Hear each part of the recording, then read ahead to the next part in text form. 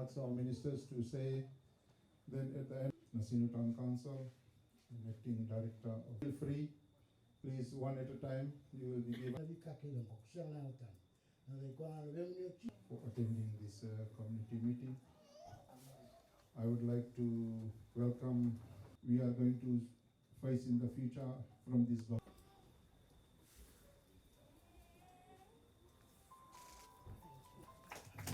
What we're going to do today is we will tell you about the development plan, how we're going to develop the informal settlement. I know most of you have been waiting for a long time to get your titles, and some of you have been here for 30 odd years. That I know. I was told previously about this. So in terms of developing an area, it's not as easy as what one might think. When we develop an area must have a proper road, proper drain. You should have street lights. You should have proper water connections, collection of sewer, etc., etc. And we have to develop that area in that way. And to do all this, there is a process involved. Let me explain the process to you. You are lucky that you are on state land, right? State land simply means it's owned by the Crown, which is owned by the government. So in that situation, at least you are safe. You will not be evicted. Unless and until there is development going on in this area and somehow your house happens to be right on the road where the road should come out, or you are too close to the road where the drain should be. So there would be some movement. There will be some movement. So the process involved is, first of all, we have to do the survey, socio-economic survey, which was done. Then the house numbering took place, I understand. So each one of you has got a house number. Am I right? Yes. That's a clear indication as far as our record is concerned. It must coincide with the house numbering that was done. So that information is with us. So that's the second step. Then the third step is where we have to get a consultant. The consultant will come and do a topography plan. They will take the land use around this area. In other words, where are the houses, where are the creeks, where are the roads, what are the existing features of this area. Once that is done, the topography, then based on that information, then scheme plan is done. Precisely in the scheme plan, the lots, etc. will be worked out. And once that is done, again, the team will come back and we will have another round of discussion with you as to how we're going to go about developing this area. So that's the scheme plan. But the scheme plan must be passed by Town and Country Planning, just to be in compliance. Then based on that, then the engineering plans are done. Exactly how wide the road will be, how deep the drain will be, the footpaths, etc., etc. So that's what we call the engineering plan. After the engineering plan, then the last step is you will see the contractor coming in, and that's when they'll start developing the area. Now, just for your information, there is more than 250 informal settlements like Narere Novosai, River Road. We've got 250 informal settlements. Out of 250 informal settlements, we have secured only 43 development leases, right? And this area is state land, so we don't need development lease from TLTB. But of course, we have to be in consultation with Lands Department to sort this out. So if you're going to ask me the next question, where are we in the process? You are in the process, if I put it into numbers, we have done the socio-economic house numbering. We are now at the scheme plan stage, which means that the consultant will come on board and start drawing the scheme plan. So once the scheme plan is done, then the processes will continue. Now, there are a few other things that I want to share with you, since all of you are here. The first thing I want to talk about is the cost of development. The cost of development for any area is extremely high, depending upon how big the area is. It's not like 1 million, it's not 2 million, it's not 3 million. It is beyond 4 million when you do the development of a particular area. And again, as I said, it depends upon the size as well as how complicated the area is. So more money goes in it. So that is the cost. Now surely there is 250 informal settlements, and each one or each settlement, only thing they want is the lease or they want the title. I mean, that's human nature, we all want that. We want that security. But as I said, everything is in process, it takes time. Why it takes time? There are two other reasons. You may think that, just advertise and get the consultant on board. Fiji is a very small country. We can't even find the right people to get this job done. You are making your own house. When you are making your own house, what difficulties you face? Can you get a carpenter easily? And we're talking about technical people. These are like surveyors. We need them on board. We need engineers, right? And these are highly qualified people. So it's extremely hard. We have seen it. I mean, some development, I can talk about Duvu and Lendrusasa. It has taken more than 6 years, 7 years. From the time the contractor went in, it takes a lot of time. Because while they were developing the area, then the country faced one major setback, which was shortage of cement, if you remember.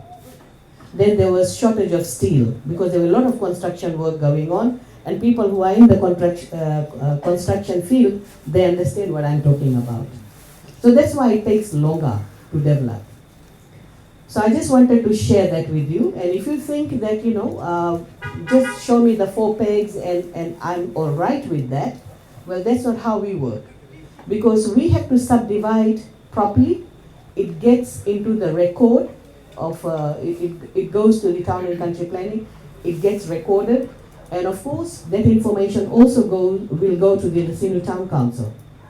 So after a proper subdivision, then everyone has to pay their rates. It's not going to be a free living, right? Because money is needed. At this stage, what the government has done, even in the last budget, the government has put aside $3.5 million to assist settlements with garbage collection. It had never happened before. And obviously, please do not expect garbage collection, because when you talk about waste, what is it? Waste is created by us. When you dispose it, again, how are you going to dispose it? Again, it's created by us. And imagine 3.5 million just given to collect the waste. And if we could have handled that better, maybe we could have saved that money and utilized it in developing a settlement. So we have to think far and plan it in a better way. That's why I got the special administrator from Nasinu Town Council, and if you have any issues to do with the garbage, he will be able to address that. But going further, I would like to say that we have seen developments taking place in other areas. This is not the first time government is trying to develop an informal settlement. We see a lot of problems within the settlement. As soon as the contractor walks in, then there is a fight amongst them. This is my land, this is my fence, this is my tree, this is my drain, you have come into my area. I just want to make one thing very, very clear. At this stage, nothing is yours. Remember, it still belongs to the Crown. No matter how big you have made your house, but when the scheme plans are done, we will be coming back, we will be talking to you, and As I said previously, in some cases, the houses got to be reduced or it has to be shifted backwards because we have to do things in a proper manner. So understand that. We have also made a decision that if we walk into a community where we want to develop the area, and if the people are fighting amongst themselves, then we will ask the contractor to move out and go to another community. As I said, 250 other settlements are waiting. So keep that in mind because that causes a lot of delay, unnecessary delay. And if this work can complete in a quicker way, then we can move on to another settlement. We've got a number of cases of that nature, and that's why some decisions are being made. But we are developing a policy on informal settlement now. And one more and the last thing that I want to share with you, there is this thinking that we have in our minds sometimes that anybody who lives in an informal settlement is very poor. That is not the case. Just like previously there was this thinking that anyone who sells in the market is very poor. And you all know that in market there are some people who are millionaires because they are involved in kava business or tobacco business or even wholesaling. They supply vegetables to various hotels. So there will be a system created because we need money. Everybody has to pay their fair share. And with that contribution, then only we can develop an area. So that scheme will be worked out. Anyone who cannot afford, means test will be done. In other words, all the checks and balances will be done. And from there, if somebody cannot afford, government will definitely assist you with the grant for the land as well as for the building of your house. So all that will take place, but we will be developing a policy on that. Because you and I know, if we go back to our parents, how did our parents make their houses? Everybody has to take mortgage. There is no such thing as free.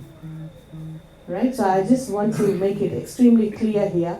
There will be a policy change in that regard. Anyone who cannot afford, government is there to assist you. You should be rest assured. And even looking at the kind of money you are earning, a study will be undertaken in that area. And whoever needs assistance, we will be giving you assistance. But the ones who can afford to pay, they have to pay. And some people who may have moved in after, right, after the socioeconomic survey was done. These people we don't know. In other words, you cannot claim that land anymore. We have to find another place for you to settle. So I just wanted to make a few things very clear. Right? Just to avoid any confusion. And of course, we are here to have further discussions or if things are not clear to you. So I'll stop here. And if you have any question, please, you can ask those questions. Feel free to ask. Numbered by A and B. Of this government is. So, okay. Now we have come to close.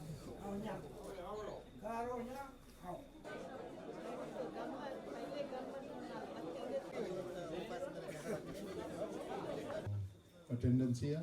Once again, I would like to thank you all for that. Thank you. This area is not in our list for this year. But we'll try. Please, people standing outside on the road, please can you make your way inside? There is a